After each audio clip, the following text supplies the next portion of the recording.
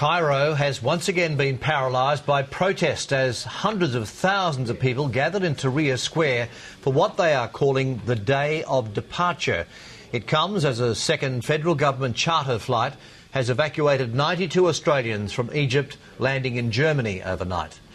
Back home, or back in Cairo I should say, demonstrators say they aren't going anywhere until President Mubarak steps down. Friday prayers in Tahrir Square and the start of a protest they're calling the Day of Departure. They came in their thousands through military lines deployed from early morning.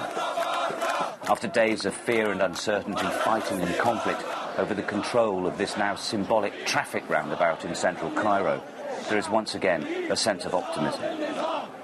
This is a people's movement. There's no political leadership. From all walks of life, Muslims and Christians have united with one common purpose: to remove President Mubarak from power. My God, we feel this day is the last day to government of Mubarak. Well done. And all of people of Egyptian guys do that, God willing, this Friday. We just ask for freedom, for justice, for democracy, a real democracy in one of the biggest countries in Africa. That's what we actually need. With military protection apparently guaranteed, people who've been horrified by the violence of the past days were prepared to turn out. But the battle lines are still there. The foot soldiers who've beaten off attacks by pro-Mubarak supporters for 2 days and nights are still prepared, if exhausted. Well, the army are now providing a cordon of cover for the protesters on an area that has actually been the battleground for the last few days. But not much has changed here. They're still manning the barricades, they're still prepared for violence if it develops.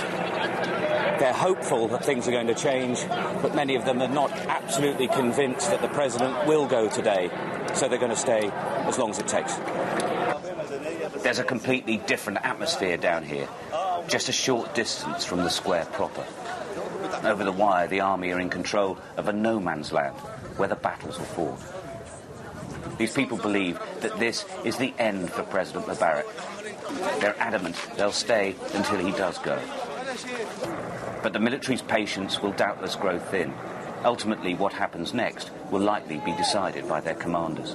Egypt's new political era is in its infancy, its shape and feel undeveloped, but it's growing day by day.